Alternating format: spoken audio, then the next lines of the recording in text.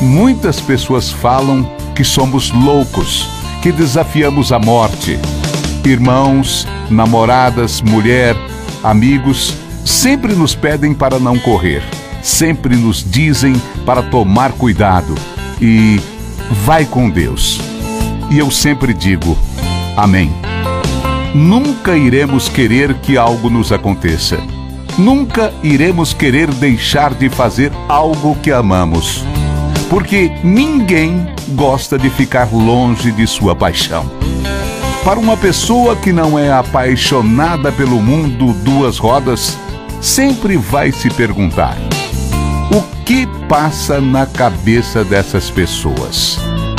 Por que se arriscar tanto? Para ser sincero, nem nós sabemos. Nem nós conseguimos entender o que acontece quando colocamos nossos equipamentos e pegamos nossas motos.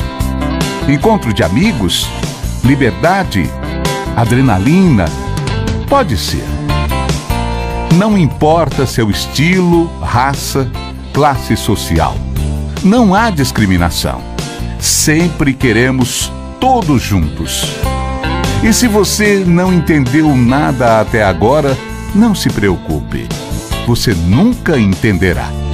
Mas se você estiver na segurança de seu carro, na estrada, com sua família, e um de nós passar, você verá seu filho sentado no banco de trás, acenando e cumprimentando, empolgado.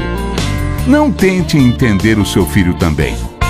Seu filho, com toda a inocência, vê em nós a centelha de algo que nunca reparou. O motociclista acenará também. Não há nada de errado. E você sabe por quê? É que anjos da terra se cumprimentam.